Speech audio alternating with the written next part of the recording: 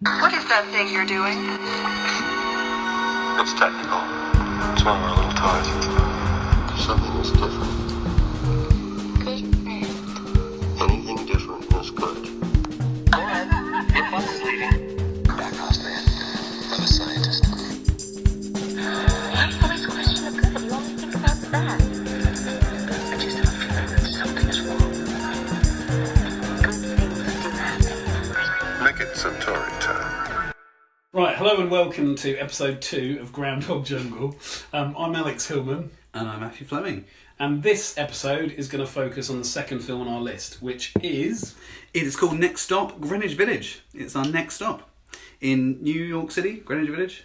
Yes. Is that what that is? Yeah. I mean, I don't know enough. I've been No. to America, but not to New York. Greenwich Village is where Friends is set. Right. It was big in the folk scene in the 60s with Dylan and everything, I think. Yeah. So quite a bohemian. A bit like a... Ah, now that's interesting. Why has that happened? Or has that happened just because I touched it? Sorry, I'm having some technical difficulties. No. Oh, okay. Right, I'm going to leave it. So, yeah. Right. Next Stop, Greenwich Village. It's the first film you'll see, if you're watching them chronologically, and who would do that, right? But if you are, it's the first film you will see Bill Murray's face, and he actually has lines. Yes, and a moustache. And a moustache. A Yes. creepy moustache, but then Creepy moustache. a lot of them are. Now, am I right in remembering, because again, we watched this 4 years ago, something like that. Am I right in thinking he's got an accent, or Oh, yeah. isn't he Hispanic or Mexican or something? Something like that, but I don't know if that's the character supposedly put. Because remember, they live in a very weird environment. Let's just briefly explain what Next Stop Greenwich Village is about. It's about actors Yeah. and acting and trying to break it big time. And the main character, Larry, he wants to be an actor and he wants to succeed. And but other things get in his way, like his mum and he's got a friend who's dying. I think there's Yeah. lots of stuff. It's an actor's film made by actors for actors, really. It's vastly better than Jungle Burger. But not as good as... But not as good as many other films that we will come to talk about. However, it is quite entertaining. There's some really good stuff in it. Some of it's really well acted, and what will be the most obvious thing to anyone who watches it now is that it contains a lot of what we would now consider to be A-listers. Yeah, at the beginning of their career. Beginning of their career. So you have got Christopher Walken, Yep. you've got Jeff Goldblum, Goldblum, who pops up in a few pivotal scenes. who's yeah. really good in it, and very young in it. Because this was the 70s, so Jeff Goldblum must have been in his 20s, I think. Yeah. I think he's probably in his late 50s now. And it's lovely to see him and Bill Possibly Murray in their first of a few Yeah. film appearances together, actually. Although they're never in a scene together. No, but and obviously Bill Murray. Have I missed anyone? No, there are a few other famous people in there, I think. I mean, I'm not sure... But more established. It's by that it's point. got Antonio Fargas in it, and Yes, if it has, anyone is hasn't it? interested in Antonio Fargas played Huggy Bear in the Starsky and Hutch TV series, and really offensively, when he was on I'm a Celebrity, Get Me Out of Here, the British viewers were assumed to be so stupid they couldn't work out who Antonio Fargas was. So he had to have the word Huggy written on his back. He had to have his character name. He had to be. Can you imagine Daniel Radcliffe doing that? Just having Harry. Potter on the back. Yeah, Harry. It's such an insult to a classically trained actor. I mean, anyway, Anthony Fargas. Is he Anthony classically Fargas. trained? I don't know. I can't I imagine did. I doing- said that. I can't and imagine did- doing no, Shakespeare. I said that and I thought, oh, you're going to ask me, aren't you? And you have. Anyway, Huggy Bear, and he's in it. I think he died. No, we don't want to spoil it, do we? No. It's not. You'll watch. It's the first film about actors that he's, because Tootsie is the next one, I think, and that's superior to this. Clearly, Yes. I mean, it's Oscar nominated. So I've got a cat called Tootsie. When you said Tootsie, I briefly forgot about Tootsie in this context and just thought of a white cat. You do it for a second, don't you? My sister's got a rabbit called Bon Jovi, but now it's called Jovi because they've abbreviated it, and this happens over time. And Yeah, well, I mean, I've got a goldfish called Groundhog Day. but it doesn't know it. It's forgotten. Yeah. You told it a few seconds Although ago. that's a myth. Is it? Yes, goldfish can remember for days, apparently. Can they? Yeah. Because in Hey Dougie, they seem to suggest that they can't. I don't know if they're experts, are they? What, Hey Dougie? On goldfish memories. I mean, well, Scientifically. they've built their program around an animal. You'd have thought they'd done some research. Anyway, this is an okay film. It's okay. I mean, I think it's a little better than well. I can't remember these scores, and I've got them written down, Okay, and I can tell you at the end. Shall I reveal them in a sort of? Yeah, well, reveal them? yeah, sure, go for it now. We Oh, don't have to do that at the end. okay. Or do we? No, we don't have to. Let's do the scores now, so that we Okay. don't tie ourselves to always have You to do gave them at the it end. 6 out of 10. Yeah, that sounds about right. I gave it 6 out of 10. Any of you good at maths? I mean, I had to retake my maths GCSE twice, so it might take me longer, but we'll gather that's an average of 5 out of 10. Yeah, that's probably what I would have said. No, 6 out of 10. And it is a 6 out of 10 film. It's fair. It's got a lot of talent there. I would say it probably lacks a little bit in direction, which is why it's And only it's a 6. a meandering, the shape. There's a really, really good scene in a theatre involving Yes. a discussion about theatre and about acting, and if you've done a theatre degree like me and Matt have, Yeah, you will recognise that. it will be instantly recognisable. It is very relatable But you know what? to anyone who's done drama. You've acted a fair bit more than I have, and you've got a lot of experience of being sort of part of a company and stuff. So I would say there's probably one thing that doesn't ring true for you as an actor, and that's the game of Subway. Yeah, You remember the game of Subway? yes. There's a game in this film. So please called outline Subway. the rules of Subway. Right, the game is this. Okay, so you get together with you. So picture the scene. You're an actor in trying to make it big in America. You get Trying to make together. what big? It's not that sort of actor. You're trying to make your career. You want a big career. And big of course, career, right. you rehearse, you get together with your actor friends. Sometimes you have parties with your actor friends, just to maintain connections. At these parties, you all drink. Of course you do. It's just natural. And someone suggests a game. What game could you play? Well, I mean, there are lots of games, aren't they? Buckaroo. Yeah. I can't think of a single one. No, right. Well, let's build this as a picture. So Okay. you're hosting a party. Yeah. And I'm gonna go to the party, and I'm gonna signal my arrival by knocking on the door. Okay, come in. We're just about to have. That's John over there. You Hello, see John John. over there? Yep. Yeah. He's just got a role in Hamlet. We're all very jealous. That's good. I'm gonna kill him. What theatre is he doing Hamlet at? Oh, he's doing it at the. Oh, yeah. Yeah? No, Yeah. I think it's pronounced. That's the one. Sorry, I can't. So think of my I can see, everyone's got some beer around. That's Yeah, fine. we've all got Wine drinks. and everything. Let's play Game Subway. Yeah, okay. I don't want to. I mean, I don't know what it is, so please explain it. No, that's the point. We can't really explain it. We just say Subway. Everyone immediately says, "This is the genius of the game." I'm going to explain to you. The genius of the game is we all just pretend we're in a Subway, not the shop. Not the sandwich shop. So I've noticed that you've shouted Subway. Yeah, and then everyone else has run around. And everyone has pretended they're on a Subway. pretended they're on Yeah, a Subway. So they've burst through the kitchen door. Someone's trodden on my foot. I've now got a man. I made those wandering- vol-au-vents, and you know what? I don't care because it's Subway. Yeah. It's Subway. It's such a brilliant game. Exactly. There's a man with a guitar playing music no one wants to hear. Yeah. And everyone is sort of annoying everyone and getting on everyone's tits. And everyone has got their arm raised and is holding on to An something. invisible bar. Yeah. Now, this is chaos. We're not eating. We're not drinking. But this is... That person over there just Very fell fun. over because the subway car bashed against the walls of the tunnel. Yeah, and now the subway. Now we're all sort of shaking as if we're on a subway. It's brilliant fun. What is not going to make us better actors? We're all going to be on Oscars. This game is brilliant. It is. Yeah. So that's Subway. That's the game of Subway, and Yeah. it's a game you just announced. And I mean, look. I don't think it's a game. I'm pretty sure it's not a game, and they just invented in your it for the review, you film. called it a game. I did it is a game in the context of the film, but that's rather like saying Gandalf is a character in The Hobbit.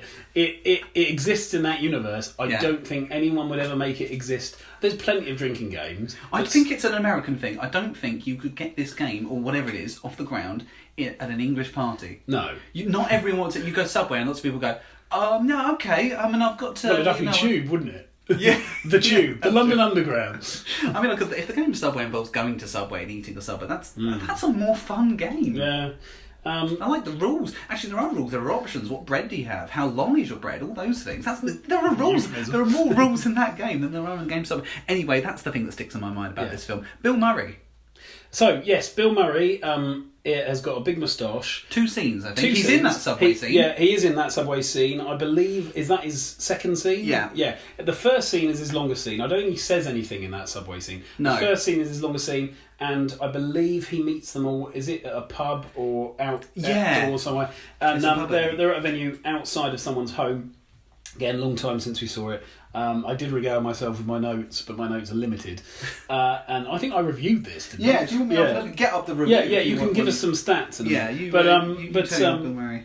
so Bill Murray is in one of the earlier scenes, I believe, And at this stage, when we were watching all these films, it was very exciting when Bill Murray showed up, because we would all just go, well, I say we all, me and Matt, would go, oh, it's Bill Murray, Bill Murray's here. And obviously after this scene, we thought that he was probably done for this film, so it was a nice surprise to see him later. But most of his dialogue is describing a story where he was caught short shit-wise. Yes.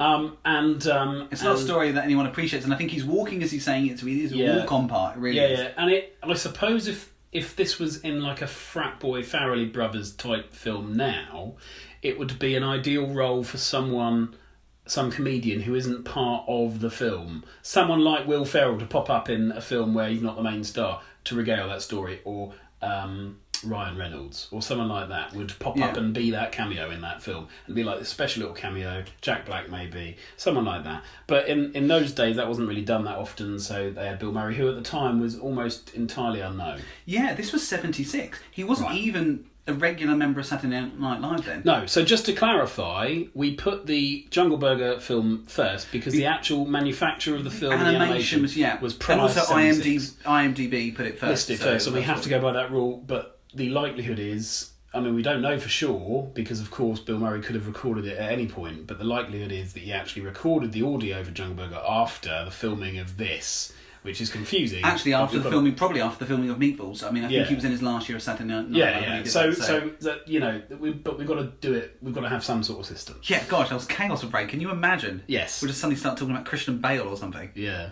Who we can. Yeah. Well, I started a Christian Bale project. You did. And didn't finish it because... I think of that from time to time. Yeah. Well, part of the problem was that Christian Bale's a difficult one to do it with because firstly, I was doing it on my own. Yeah. And it turns out that watching awful films on your own is much less fun than watching them with your best friend. Oh. And I had to sit through a film called Anastasia, which is a 3-hour rendering of the story of Anastasia, with Christian Bale as a child. And he doesn't even perform I'm Out of Love once. No.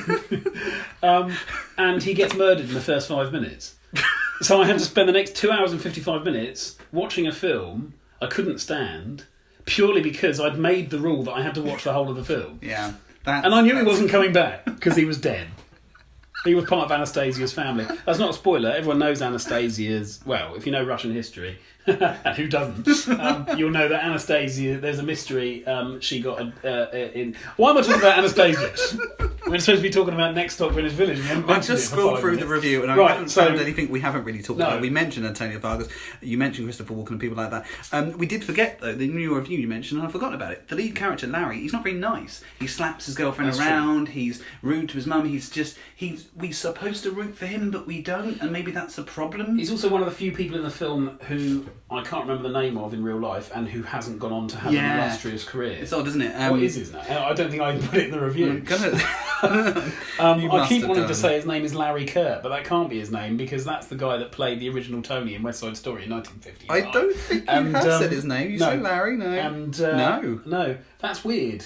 It is. And I think I just think his name's Larry Kurt because his name's Larry in the film. And that doesn't work. Otherwise, any part I play in any show, my name would be Alex. I do a lot of acting. You know the writer of this, Paul Mazursky, he has either won or been nominated for several Oscars. He's been nominated for 5 Oscars, that I know. So it comes from a credible place. It's just not... It does come from a credible place. I'm gonna throw...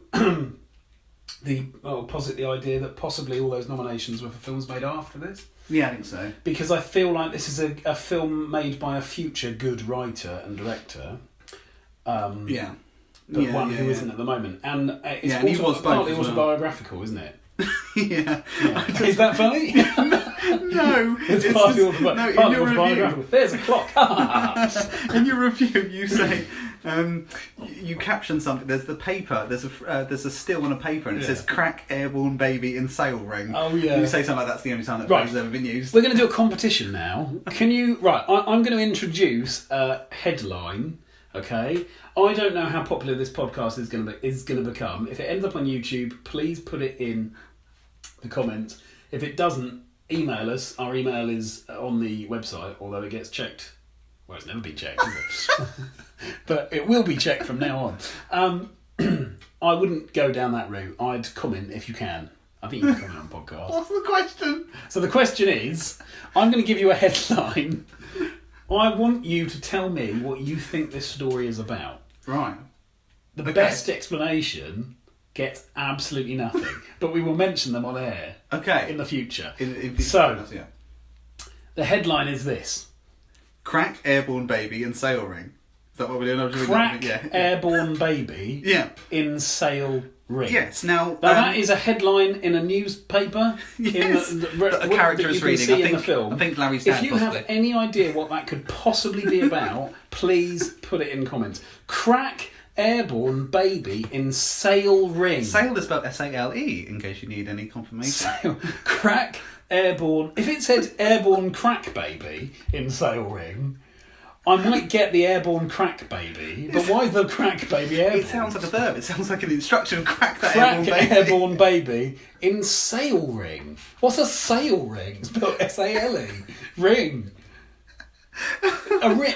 I'm assuming ring in this context must mean like paedophile ring or something. So like an illegal ring. So a crack baby, but we crack say baby crack ring. Baby. We don't say crack baby.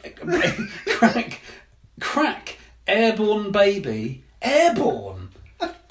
That's like you've got a random word generator. I think that's what they've done. That's what they've done. Yeah, or it's a terrible.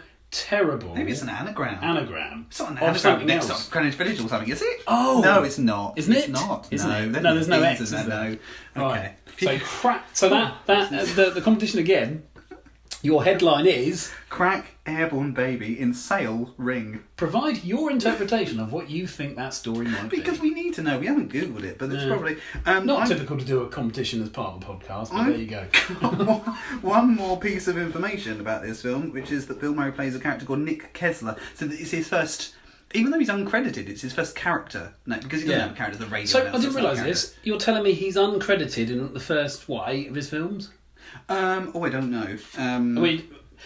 So he's uncredited in an enormous number of films. No, uncredited. I might have misinterpreted this is the first. what you Well, no. So this is his second film. But it's the first time he's got a. It's odd because he's uncredited, but he's also got a character name, so that's confusing. Nick Kessler. Nick Kessler. I'm assuming that might be a case of them forgetting to put him on the credits. Maybe it's very small down there. I mean, these things do happen.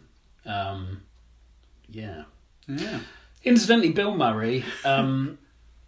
There's a Billy Murray as well, who, if you watch The Bill, yes, you'll know from that. Whose daughter is Jamie Murray, who's gone on to some success as well. Oh, I didn't know that. She was in Hustle, wasn't she? So, I don't know, but I will take your word for it. So, Billy Murray is another famous actor, although not as famous as Bill Murray, but he has made a slight international impression on the world by being a voice in the Call of Duty series. Oh, okay. Yeah. I didn't know this. No. But that's Billy Murray. Next time, Greenwich Village, which Billy Murray isn't in, but Bill Murray is briefly.